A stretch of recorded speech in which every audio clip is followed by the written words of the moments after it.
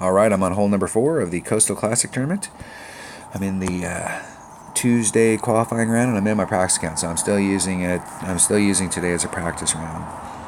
Still trying to make sure that the notes that I took from the 2 practice rounds I did yesterday, as far as what I need for drive, are correct. And then so if that shot works out, then now what I'm doing is focusing on the shot to the green. And this is the second hole in this tournament that I wish I had a maxed out rock. And I don't, so I will use a QB. Now, another club you could use is a big topper. It's got a lot of curl, but not yet. What clubs do I have in this range here that have lots of curl? What's a rock got? 54. Extra mile has zip.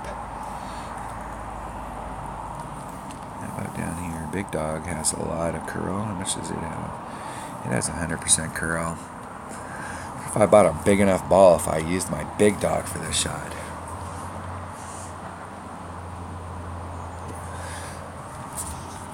I may put a Big Dog in this in my bag just to see what kind of range we're looking at down there. I'm already bringing a big ball, and I may have to use a katana in this account because I don't have a lot of kingmakers. I will use one here. Okay, so on this shot right here, let me get my notes. So I'm on hole number 4. I'm going to use a QB. That's what I have in this account. I'm going to use a kingmaker. I'm going to do max, right, side spin, and curl. I do a 10% wind adjustment when I'm down in that hole. Now, I'm going to put on max top spin. I started off with about 3, and I had plenty of room, and then I went to 4, and I still had plenty of room. So I'm gonna go to 5. I'm gonna put on max and see what it looks like. I think if I hit it great to the left and I put on max, I might be in trouble. But I think if I hit it perfect or great to the right, I'll be fine.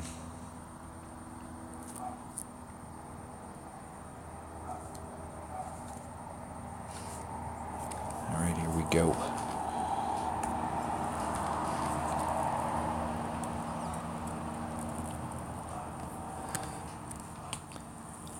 Our opponent's got an extra mile.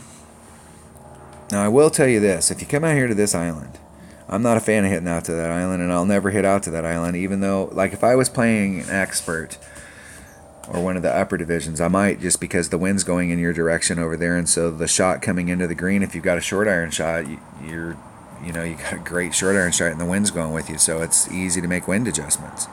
It all boils down to hitting it perfect. But the shot here, you can get into your wedge range, and if you hit that shot perfect, it's going to go in the hole, even if you have to adjust out of side wind. And I would rather be in my wedge range than in my short iron range. That's no bueno.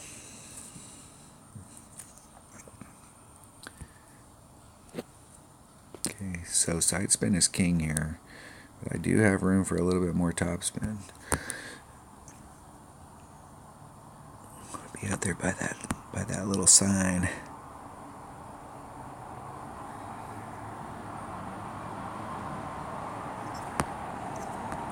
I'm gonna cheat a little here too. So it's 10%. So that's 4. That's 4-2.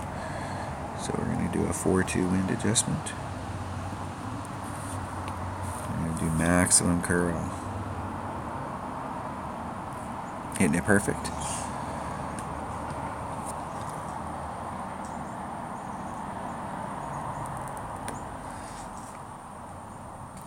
And that coming in a half a ring. You can see how close. You can rewind that video and see how close I was on that first bounce out there. And so normally on shots like that, I want to be 3 rings off because I'm using maximum curl.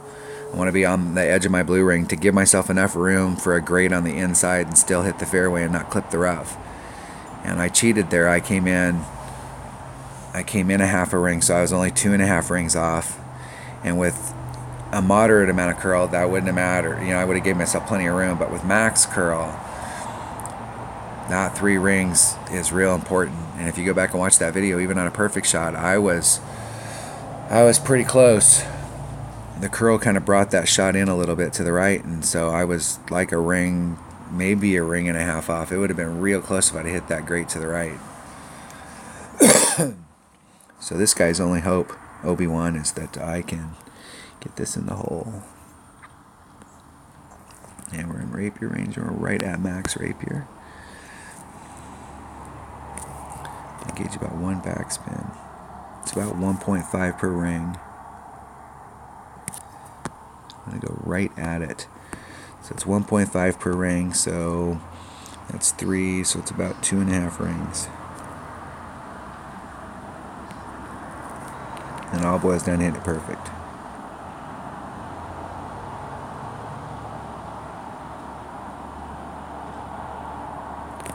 Hitting it perfect. Oh, and I missed that. How in the heck did I miss that? Oh! That's because I'm dealing with side wind.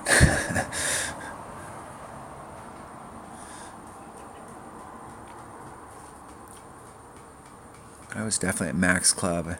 It's 1.5, 1.6 per ring. If I'd have did 1.6, I wouldn't have pulled it as much, and I would have ended up more to the left.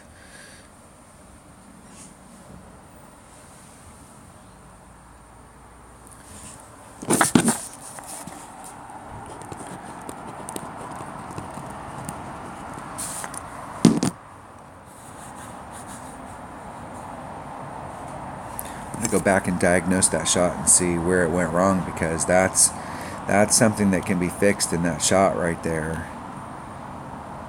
And if there's a small little micro adjustment that needs to be made coming in out from that side, I definitely want to know what that is. But the way the wind was blowing, I'm going to draw this out so I can keep it fresh in my mind. The way the wind was blowing was here. I was treating it as a 1.5 per ring, and it was 3/8, and I ended up under pulling it a little. So either I could have done an adjustment there. Going to forfeit. Now my opponent is in the hole. That way I do not qualify. I'm just trying to think about what I did here.